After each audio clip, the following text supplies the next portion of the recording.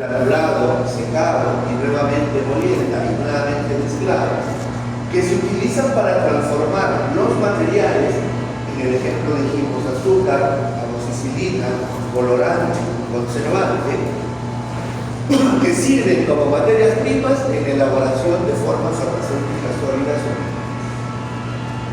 Entonces vean cómo hemos transformado en estos materiales en un producto o un sistema intermedio. Y lo mismo puede suceder cuando queremos hacer algo líquido.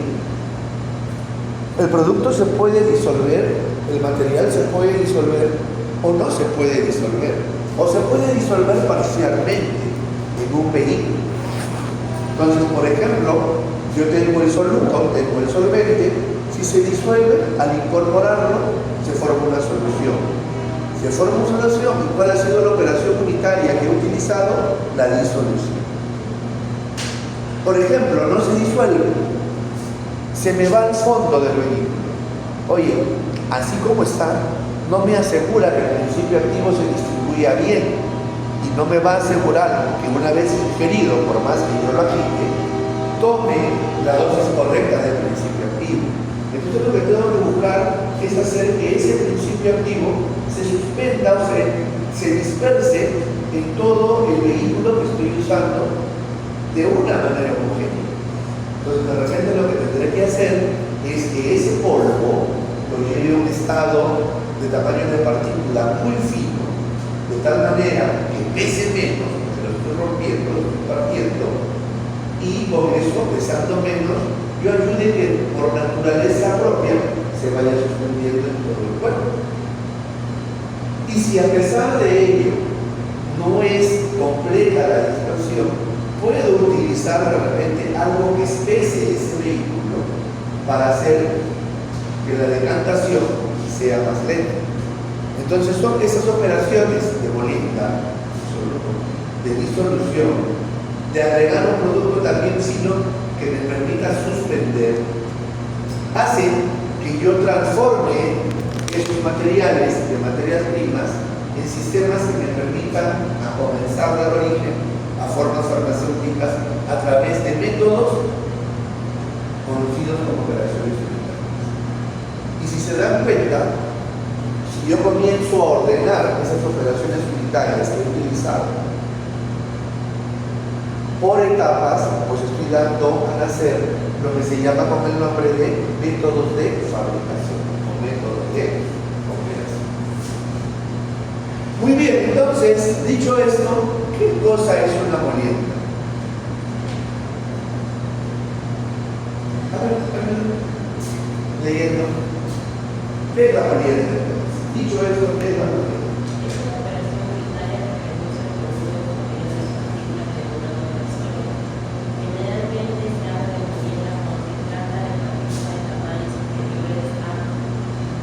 Una pulgada. Una pulgada. Los 2 pulgadas también son pulgadas, ¿no? Y una pulgada es igual a 2.54 centímetros, ¿verdad? 100 grados de desintegración mayor a la desintegración. La reducción se lleva a cabo dividiendo funcionando la muestra por medios mecánicos hasta el tamaño industrial. Los métodos de reducción más empleados en las máquinas de molienda son compresión, compacto, tratamiento de cizaña y cortado. Exacto. ¿Qué quiere decir esto? Molienda, como el nombre propio lo dice, es triturar, es moler. ¿Con qué objetivo? De llevar a un tamaño de partícula más pequeño. ¿Con qué finalidad? De facilitar la mezcla con otros polvos, el aumentar el área superficial que ocupa este polvo para tener una mayor cobertura y también para facilitar su disolución o su redispersión si es que va a estar en una forma farmacéutica. ¿Correcto? Para ello, si voy a moler, ¿qué equipo o cómo se llamarán los equipos que voy a utilizar a nivel industrial? Molinos. Si es moler, molino. Si lo voy a hacer a pequeña escala en laboratorio, el mortero. ¿Correcto? Pero si hablamos de escala industrial, porque estamos hablando de un curso, si habláramos de farmacotecnia, yo diría cuchilla y el mortero. Pero si hablamos de tecnología farmacéutica, ya estamos ya entrando a un nivel más grande, hablamos de molinos. Y los molinos, como bien dice acá, puede ser de cuchillas, o sea, puede cortar, puede ser de martillos, impacto, ¿correcto? Estos molinos a veces vienen combinados. ¿Por qué? Porque observamos la cuchilla y vemos que la cuchilla, por ejemplo, tiene una parte plana como esta, y luego hace un ángulo tipo filo, y la parte que está, digamos, con más filo es lo que simula la cortadora del cuchillo. De tal manera que yo en un solo equipo, dependiendo del tamaño de partícula que quiero obtener, puedo invertir esa cuchilla para utilizarla como corte, para utilizarla como martillo. Si yo quiero tener un gránulo un poquito más grueso, ¿qué parte utilizaría? ¿La del corte o la del impacto? La del corte. Por sentido común, la del corte. Porque si yo impacto, estoy poniendo más. Estoy prisionando el polvo. Lo estoy haciendo más fino. A lo que si yo corto, estoy seccionando la parte. Entonces vean la utilidad también del saber elegir o el saber poder adquirir el equipo adecuado. ¿Puedo tener los dos tipos de molinos? Sí. Si tenemos la capacidad, el área, los ambientes, los recursos para poder comprar dos tipos de molinos, no hay ningún problema. Pero también existen en el mercado ahora estos molinos que permiten invertir la cuchilla y con un solo equipo puedo tener o obtener los dos tipos de tamaño de partícula y los dos tipos de tipo de moliente. ¿Correcto? Entonces, esto es lo que se busca para poder, pues, aplicar como operación unitaria la molida. ¿Ya? ¿Y qué es lo que yo voy a moler? Bueno, cuando tengo tamaños de partículas inferiores a una pulgada. Mezclado. A ver. Sí, ¿qué es el mezclado? Se le llama mezcla a la combinación de dos sustancias que continúan manteniendo sus propiedades y en las que dicho fenómeno causa ninguna reacción química. Al no producirse una reacción química, las sustancias pueden ser separadas a partir de métodos físicos. Se habla de dos clases de mezclas, homogéneas y heterogéneas. Las mezclas homogéneas también se las conoce bajo el nombre de disoluciones. En estas el soluto, es decir, la sustancia que se disuelve, ya sea en estado sólido, líquido o gaseoso, se dispersa en el disoluto.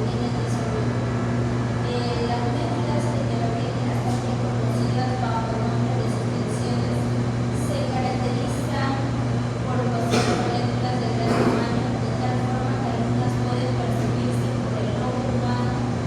Estas mezclas no son uniformes. Gracias. María. Gracias, María. Vean.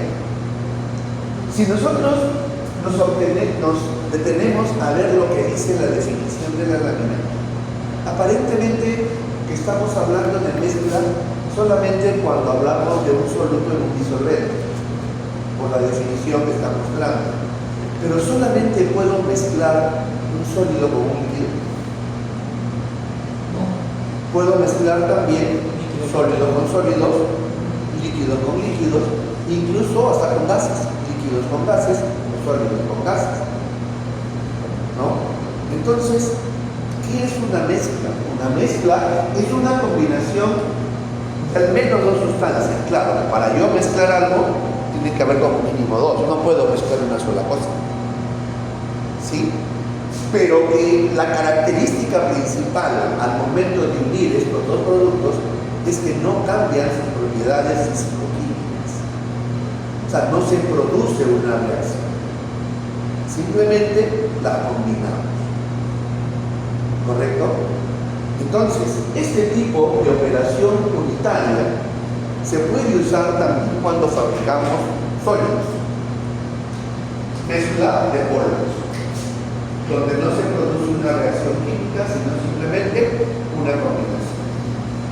Puedo utilizarlo también entonces en un sólido líquido. Ahí ya el nombre cambia, ya no hablamos de mezcla, hablamos, si es soluble, hablamos de disolución, si no es soluble, hablamos de dispersión. Pero sigue siendo una mezcla, porque simplemente, a ver, yo tengo azúcar y agua, agrego el azúcar al agua, sigue siendo azúcar, sigue siendo agua. Yo lo disuelvo, lo que tengo es un agua dulce, pero si yo quisiera separar ese azúcar del agua, lo que hago es evaporar el agua. Y voy a recuperar el azúcar, se va a volver a cristalizar.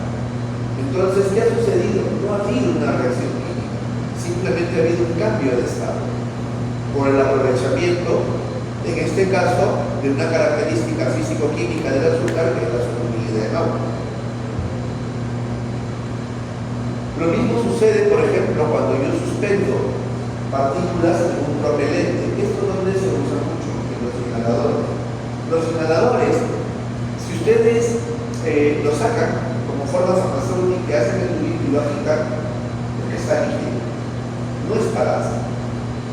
Se convierte gas por el fenómeno de sifoneo que tiene el dispositivo donde paso esa solución o esa suspensión, que me permite hacer un juego de sifoneo en donde el propelente empuja a la solución y cuando está en contacto con el medio ambiente o con la cavidad bucal, donde hay una dispersión diferente a la contenida en ese envase, hace que todo el líquido se evapore y solamente queden las partículas del principio activo en la zona de aplicación. Ese es el fenómeno que sucede, por ejemplo, en el generador. Pero si es un propelente, ese propelente puede ser un gas también. Lo que hago yo es suspender las partículas en ese gas, porque claro, una partícula en un gas no se va a disolver, porque es líquido, pero sí se va a dispersar.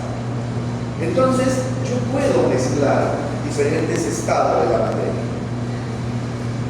Si me preguntan, ¿dónde utilizo más esta operación unitaria? Ahí es diferente.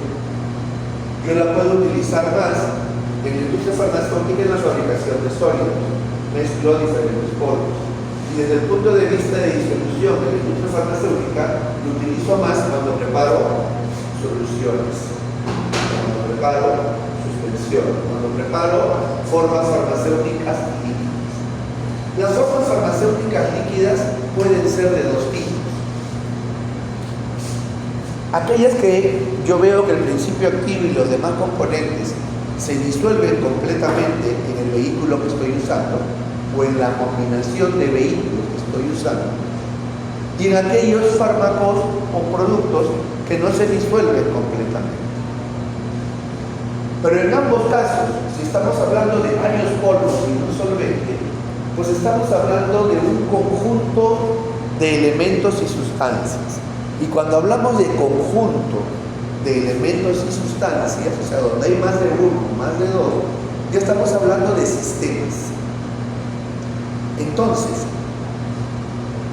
si yo tengo sólidos en líquido, estamos hablando que estoy dispersando, estoy incorporando sólidos en un líquido. Si yo tengo sistemas, por un lado, donde hay varios componentes, y tengo dispersión porque siempre está un sólido en un líquido. Entonces tengo sistemas dispersos. ¿Correcto?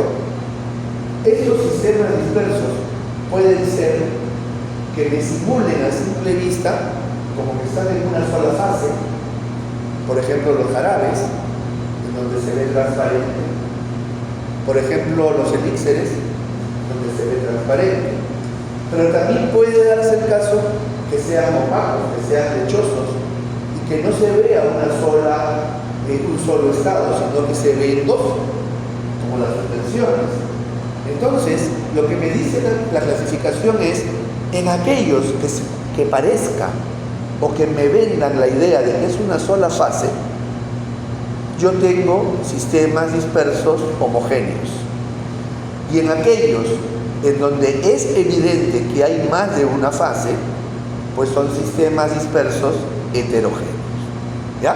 Y es ahí como nacen estas definiciones. Las primeras, las homogéneas, los jarabes, las soluciones, ¿no? Las segundas, las lociones, las suspensiones. Estos sistemas heterogéneos incluso pueden ser de dos tipos. Las que están ya listas para ser utilizadas en forma líquida y aquellas que están en estado polvo para preparar. O sea, las suspensiones que se llaman extemporáneas. ¿Ya? Entonces, eso es la diferencia y esa es la aplicación que se da con la operación unitaria mezclada. A ver, tamizado. Tamizado es un método físico de separación que consiste en hacer pasar una mezcla de partículas sólidas de diferentes tamaños por un tamiz. Las partículas de menor tamaño pasan por los poros del tamiz atravesándolo y las grandes quedan retenidas por el mismo. La separación de materiales sólidos por su tamaño es importante para la producción y adecuación de diferentes productos de toma de decisiones para la comercialización.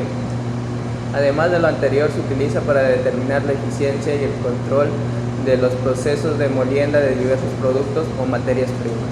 Listo, gracias. Aquí estamos viendo que ya es una operación unitaria que me permite ir diseñando la forma farmacéutica final intermedia. Porque cuando yo separo diferentes tamaños de partícula, lo que estoy buscando es cuál es el tamaño óptimo para lograr el objetivo de dosificación en una forma farmacéutica. Y de tal forma que dependiendo esas cantidades o donde se encuentre la mayor proporción del tamaño de partícula, me permita tomar una decisión si granulo, si mezclo o pulverizo o trituro.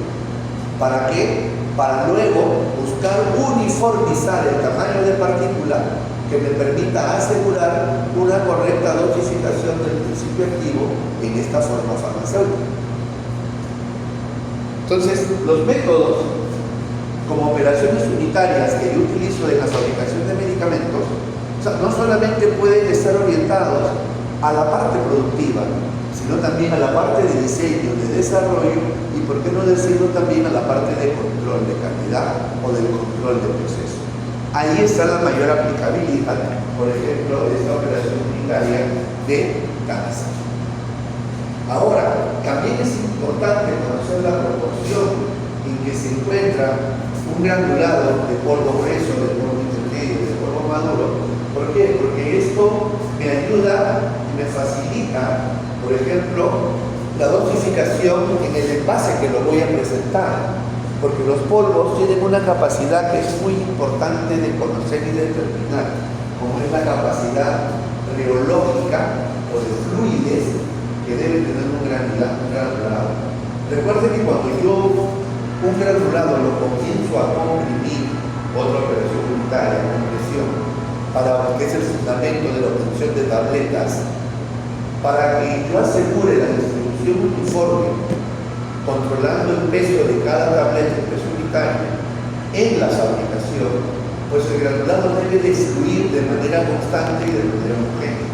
Esa capacidad, es lo que se conoce como el nombre de fluidez, se conoce como el nombre de capacidad reológica. Y es lo que, capacidad reológica. Y eso es lo que me va a asegurar una correcta uniformidad de dosis. Herbert, ¿qué actividad práctica puedo utilizar para saber si la capacidad reológica de un granulado es correcta? Creo que todos a veces cuando hemos agarrado un granulado en polvo, lo hemos hecho así con la mano y hemos visto que se forma una. Sí, se forma un cerrito. El ángulo que se me da en ese cerrito, si más o menos se mueve en el orden de los 30 grados, me está dando la idea y la percepción de que tengo un granulado con buena capacidad reológica, con buena fluidez. Ya en tecnología 2 vamos a experimentar un poquito al hacer cálculos en estas prácticas de capacidad reológica, pero más o menos eso es lo que nos indica.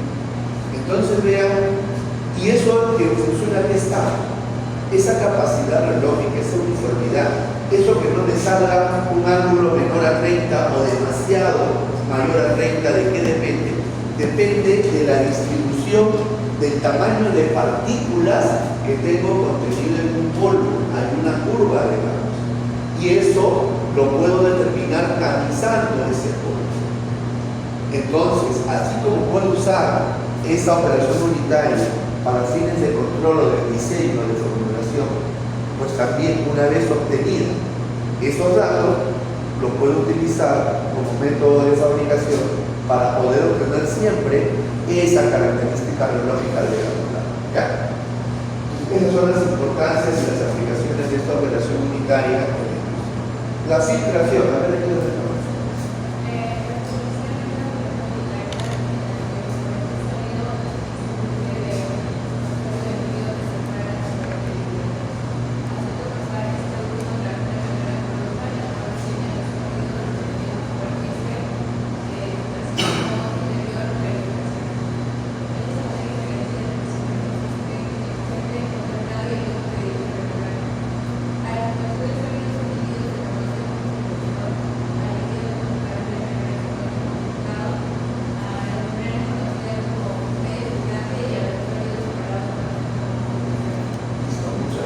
O sea, esta es una operación unitaria en donde puedo utilizarla para separar un sólido de un líquido, para separar un sólido de un líquido, o para clarificar un determinado líquido. ¿Qué quiere decir? Que son operaciones unitarias que al tener un vehículo son generalmente utilizadas en la fabricación de jarabes, en la fabricación de lociones, o sea, en la fabricación de formas farmacéuticas líquidas. Si yo quiero separar un sólido de un líquido, es que estoy trabajando seguramente con algo que está suspendido, con una suspensión. Y para ello tengo que utilizar un elemento intermedio que me permita separar ese sólido de líquido. Y eso es el medio filtrante. Cuando trabajamos en el laboratorio, ¿cuál es el medio filtrante más conocido? El más común que utilizamos. El papel de filtro. ¿Sí? El papel de filtro, ¿qué característica tiene? Tiene un determinado diámetro o una determinada porosidad. Entonces, partículas menores a esa porosidad van a pasar. Partículas mayores a esa porosidad van a quedar retenidas. ¿Correcto? Eso se da cuando trabajo sistemas dispersos heterogéneos. Pero si yo trabajase sistemas dispersos homogéneos, pues esa membrana o medio filtrante va a permitir el paso de todo aquello que está disuelto, a excepción de las partículas extrañas. Y eso es lo que me va a permitir clarificar, mejorar el aspecto, en este caso de la solución. ¿Sí? ¿Se acuerdan? Me parece que en la clase pasada o antepasada hacíamos la pregunta: me ha salido un líquido oscuro, ¿qué debo de hacer? ¿No? En los saberes previos, la respuesta era filtrar. ¿Cómo clarifico una solución que me ha salido oscura? A filtrar. La otra era con carbón activado, ¿no? Otra buena con la yema de huevo para clarificar, ¿no? Con una albúmina, mejor dicho, ¿no? Entonces, en estos casos es que se usa esta operación unitaria de filtración. Decantación, a ver si me ayudas. Se conoce como decantación a un procedimiento físico que sirve para separar una mezcla de heterogénea compuesta por un sólido o un líquido de mayor densidad y un líquido de menor densidad. Este procedimiento consiste en la separación del componente más denso, sólido o líquido más denso, del líquido menos denso por acción de la gravedad. Se deja reposar la mezcla en un recipiente. Generalmente se utiliza el método de separación o decantación y de esta forma el componente más denso desciende por acción de la gravedad hacia la parte inferior del embudo y el componente menos denso permanece en la parte superior. Entonces, si se dan cuenta, también es un proceso físico, ¿no?, de separación. Pero ¿cuál es la diferencia respecto a la filtración?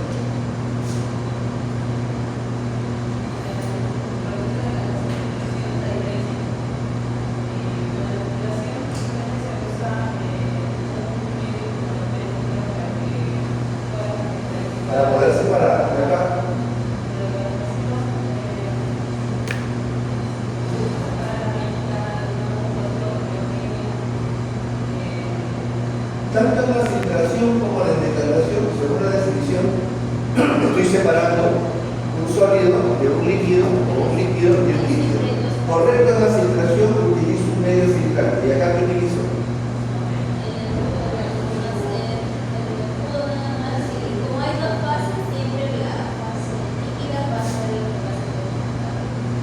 En la filtración también uso un embudo. Esa es la diferencia. ¿Qué es lo que utilizo?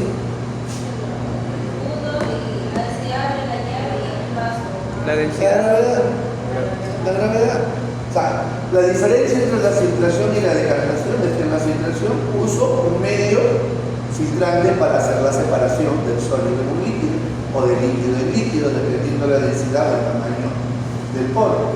En la decantación no uso ese medio filtrante, sino aprovecho la gravedad y la diferencia de densidad de cada uno de los productos. Al final logras lo mismo, pero en uno utilizas un medio filtrante, en el otro no. O sea, el objetivo es ¿por qué? Porque separas.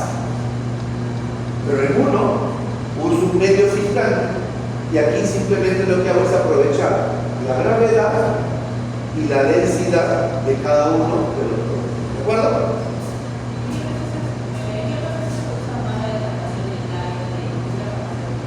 Por ejemplo, cuando yo lo que he hecho es suspender un sólido, un líquido, para poderlo distribuir en una mezcla. Entonces lo que hago es, oye, una vez que yo lo he distribuido, lo dejo reposar. Dejo reposar y todo el sobrenadante lo elimino. ¿En dónde utilizo eso a veces? En la preparación, por ejemplo, de jarabes, en la preparación, por ejemplo, de lociones, en la preparación, por ejemplo, incluso de alguna forma sólida, cuando yo quiero, por ejemplo, preparar soluciones aglutinantes, ¿correcto? En donde hay un sobrenadante que tengo que eliminar. ¿Ya? Normalmente, los procesos de decantación ya son utilizados más que en el área de producción, en las áreas de control de calidad, en las áreas de controles físico-químicos, ¿no? Donde preparo reactivos, preparo reacciones, en donde tengo que poner mi pera de decantación para poder eliminar los sobrenadantes y cada vez que enjuago una mezcla para purificar. ¿Ya? Granulación. A ver, todavía no me he dicho nada.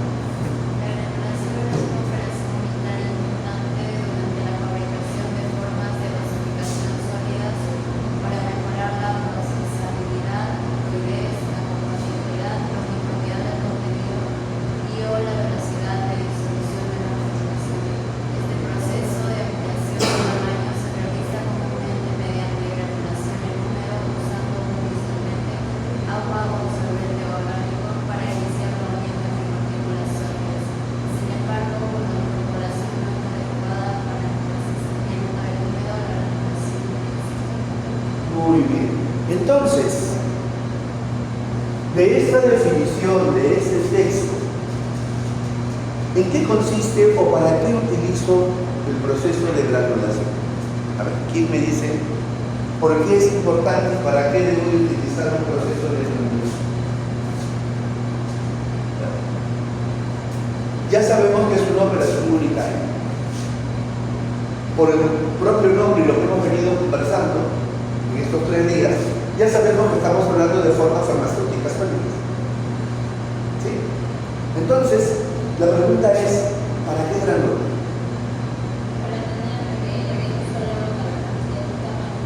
Un tamaño de partícula homogénea. Y cuando yo granulo, ¿qué estoy haciendo con los polvos, la mezcla de polvos que he granulado? Estoy uniendo, porque es una mezcla aglutinante. ¿Y con qué objetivo?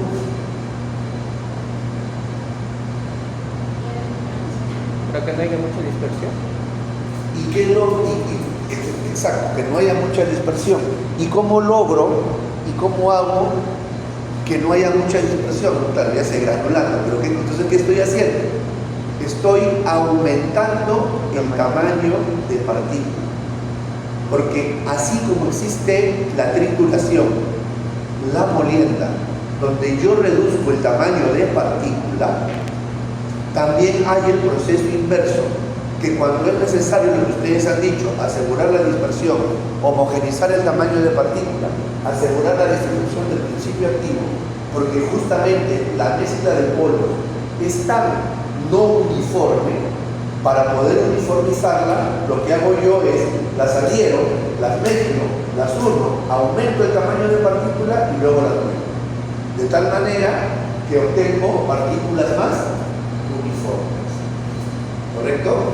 Entonces, el objetivo y el concepto de granulación, y lo dice acá, es ampliación de tamaño de partícula, que se realiza, obviamente, mediante una granulación, con el objetivo de mejorar la fluidez, la compatibilidad, la uniformidad de contenido y la velocidad de distribución de una formulación.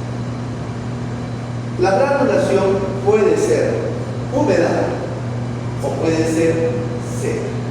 Hoy en día ya existen vehículos sólidos, por ejemplo como la lactosa, como el almidón, como el avicel, que vienen preformulados para ser utilizados en compresión directa, o sea, ya vienen granulados y que simplemente con una mezcla de polvos simple, sin necesidad de hacer una granulación húmeda, yo puedo obtener un granulado que es fácilmente comprimible, compactable, a través de los procesos de tableteo, de compresión. Ahora, esta compresión también puede ser utilizada para aumentar tamaños de partículas de polvo.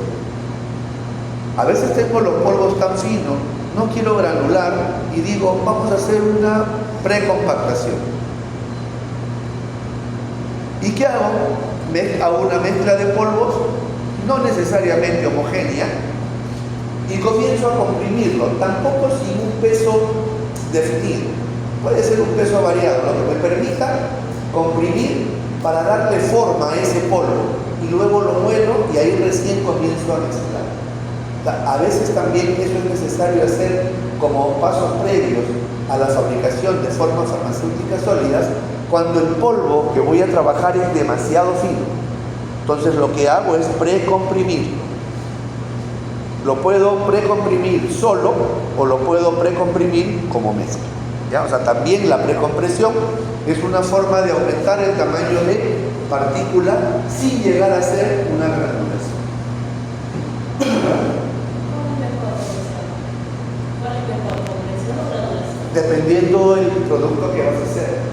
Ambos son eficientes, ambos son utilizables, pero va a depender de la naturaleza del principio activo.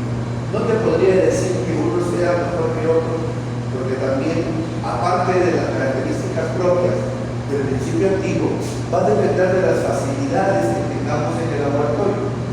Si tenemos disponibilidad de tabladoras, si de repente no tenemos muchas estufas, si de repente, la cantidad que voy a procesar es tan pequeña que no es conveniente granular, mejor lo recomprimo. O de repente es a la inversa, es demasiado grande, oye, en vez de recomprimirla, mejor lo granulo. O sea, va a depender de las facilidades que podamos tener en la laboratorio. ¿Y este es el mismo proceso para el comprimido? ¿O tiene partículas porque igualmente? Sí, los comprimidos, las tabletas, las pastillas, generalmente pues son consecuencias de un proceso de granulación. Que puede ser húmedo, que puede ser seco. Y como pasos previos de ambos, dependiendo de la naturaleza del polvo, puedo recomprimir o puedo granular.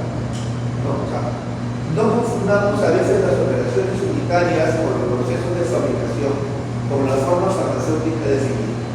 Un comprimido es una forma farmacéutica que todavía no ha terminado como fase intermedia, porque se llaman comprimidos solamente a toda aquella mezcla de polvos que yo he compactado, que he comprimido con la granulación. Pero eso puede quedar ahí, donde se convierte en tabletas, donde se convierte en pastillas, o puede requerir un paso posterior, que que es el recubrimiento o el grajeado, dependiendo la naturaleza justamente de lo que he convenido. Si es un activo o contiene polvos que deben ser protegidos de la luz, de la humedad, seguramente voy a tener un paso siguiente que es el recubrimiento o el grajeado. Si no, si son estables a la temperatura, a la humedad, a la luz, puede quedar ahí. ¿Ya? ¿Cómo unen los recipientes en un granulado? ¿Cómo se unen los recipientes en un granulado? Granulando justamente la de polvos, claro. ¿Cómo se hace un proceso de, a ver, cómo se hace un proceso de obtención de un polvo granular? Número uno, tengo que hacer una mezcla de polvos. Previamente busco uniformizar el tamaño de partícula de este. O sea, tamizo, lo recibo en la mezcladora y comienzo a mezclar. Hago una mezcla de polvo de unos 20-25 minutos. Y en ese tiempo voy preparando mi solución aglutinante, que puede ser la más sencilla, el engrudo de almidón. Disuelvo el almidón en agua fría primero, un poquito de agua fría, y luego le agrego el agua caliente para que se forme el engrudo, la masa. Como hacer una mazamorra de maicena en la casa. Obtenido eso y cumplido el tiempo de mezcla, lo que hago es agregar esa solución aglutinante o granulante a la mezcla de polvos y lo comienzo a amasar. Es una amasada. Le doy el tiempo necesario, unos 10 minutos, que van amasando. Y una vez que ya está todo el polvo humectado, lo comienzo a sacar tratando de deshacer esa gran masa que se ha formado para ponerlo a secar. El secado puede ser en estufa o puede ser en lecho fluido, dependiendo de lo que tenga. Y una vez que ha secado, lo muelo, moliendo. Dependiendo del tamaño de partícula que deseo, o lo hago por golpe, por impacto, con martillo o corte de cuchillo. ¿No? Nuevamente lo paso eso por una malla, cuando estoy moliendo se presenta una malla. Y si tengo que darle fluidez, ponerle otros componentes más, hago una mezcla final. Y ya tengo el granulado listo. O para ser envasado si fuera una suspensión extemporánea, o para ser comprimido, tableteado si fuera contratado. Entonces vean la combinación de operaciones unitarias que hemos hecho para fabricar un granulado. ¿No?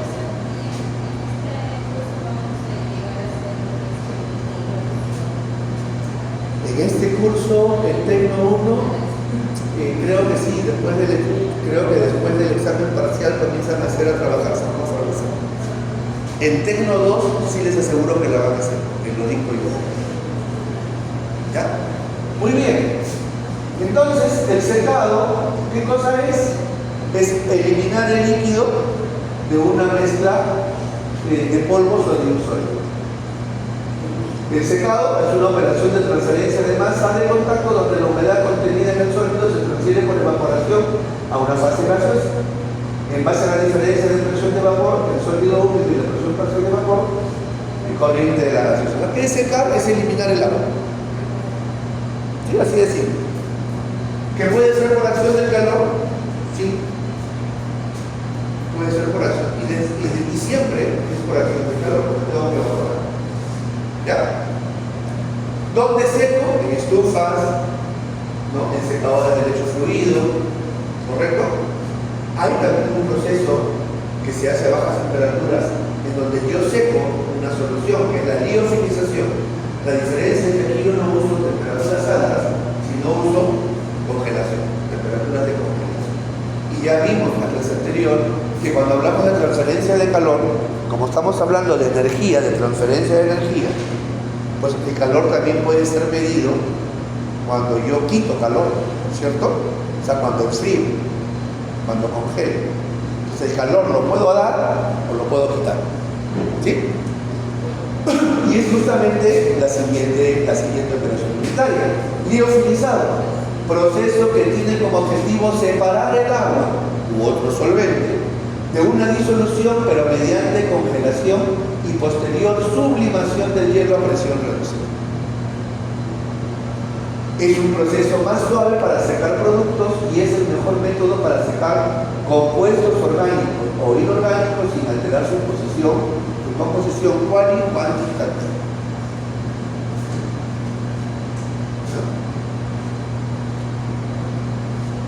Antiguamente existían muchos medicamentos que eran liofilizados, especialmente cuando fabricábamos complejos multivitamínicos para aplicación parenteral. Había un producto que era muy bueno que se llamaba Stratovit. ¿Por qué se llamaba Stratovit? Strato, la base, y bit de vitaminas. ¿Por qué? Porque era un inyectable que venía en un guiancito, un liofilizado. Si ustedes están entendiendo la definición, que es secar por congelación, lo que me está diciendo es que una vez que la solución líquida esté envasada, yo lo pongo en la cámara de liofilización y se me va a producir un fenómeno de sublimación. Entonces, al evaporarse ese solvente, el sólido va a quedar como un taquito, una tableta totalmente formada. En este producto, como eran diferentes vitaminas, vitamina B1, B2, la B6, la B12, como ustedes podrán comprender, tienen diferente color y estaban mezcladas en la solución. Por diferencia de presión, por diferencia de densidades, por punto de congelación, ¿qué sucedía? Que cuando se iba evaporando el solvente de ese inyectable, se iban formando las capitas de diferente color de cada una de las vitaminas. Entonces, por eso es que se llamaba Stratovit, ¿no? Diferentes capas de vitaminas. Ahora, ¿cómo se aplicaba? Bueno, tenía que volver a reconstituir con agua y al final se volvía a mezclar, ¿no? Y se aplicaba. Era un producto muy utilizado en geriatría antiguamente y era un producto muy bueno. Pero lamentablemente, como muchas cosas, como muchos productos en el Perú,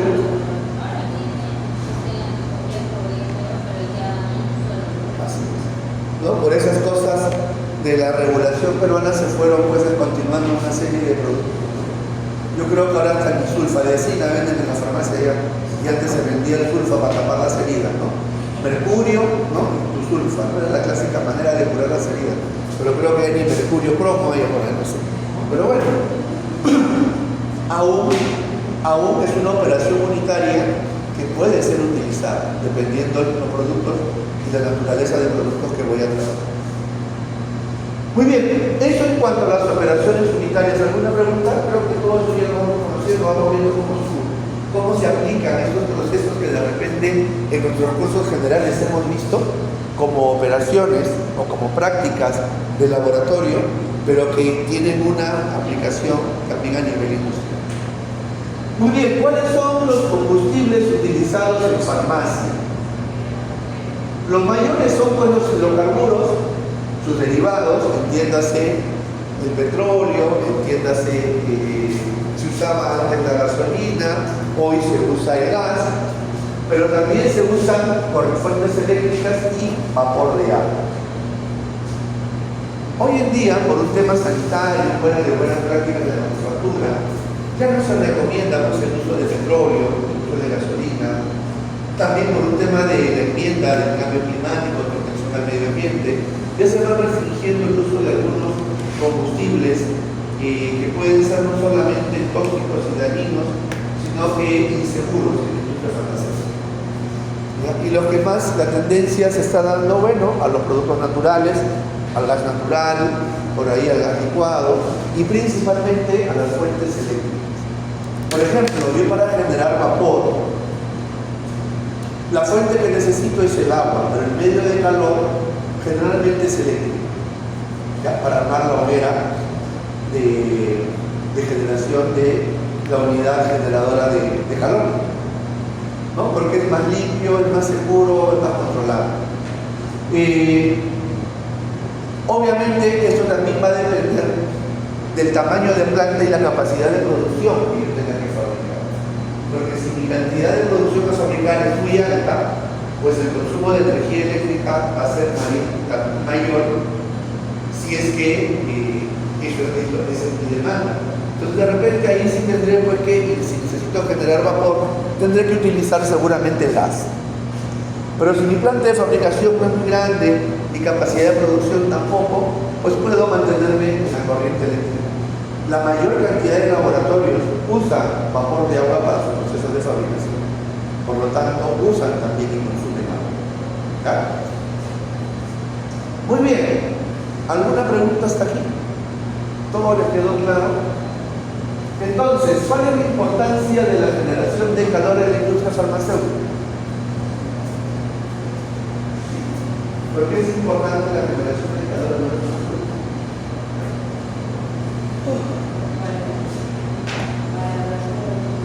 Porque es necesario la generación de calor para fabricar algunos productos. ¿Ya? Entonces, es crítico porque me asegura la calidad, seguridad y eficacia de los medicamentos. Y es importante controlarla. ¿Por qué? Porque las variaciones térmicas pueden degradar los principios activos, pueden alterar las formulaciones y por lo tanto poner en compromiso la estabilidad del producto final. ¿Correcto?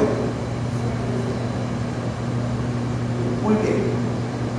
¿Qué combustibles pueden ser usados en la industria farmacéutica y por qué? Hidrocarburos sí pueden ser utilizados. ¿Qué más? Fuentes eléctricas y vapor. Por ejemplo, ¿cómo se crearía un producto farmacéutico que ya esté envasado en envase de vidrio? Podría ser en un autoclave o podría ser también por liofilizado. Eso es lo que estábamos pensando. Y aquí tenemos, bueno, la respuesta a esa pregunta. También el PPT está colgado en su cámara. ¿De qué lo he colgado? Hay dos. Ve que no he revisado. Hay uno que está desde el inicio y uno que yo he colgado recién. Creo que en mi archivo dice asunto de revisión. ¿Lo ves en el cámara ahí? No lo hace el otro. Sí. Ok. Bueno, hacer una relación de los productos elaborados en operaciones unitarias. Bueno, lo que le voy a mandar es esta actividad sincrónica, ¿correcto? Para que realicen su foto. ¿Ya? Van a leer del texto de consulta del autor José Luis Vilajato, ¿no? Factores de formulación que influyen en la solubilidad, página de 38-42. Van a hacer su comentario y van a hacer sus críticas en los temas. ¿Ya? Muy bien, ¿así que alguna pregunta? ¿Todo está claro? Sí. ¿En la denominación cómo se ve la que se puede utilizar? ¿Cómo? En la denominación, ¿cómo puedo calcular la cantidad de productos que puedo utilizar? Es que eso, la cantidad. Se supone que cuando uno ya está haciendo un proceso de fabricación industrial, ya tenemos una fórmula cuantitativa aprobada.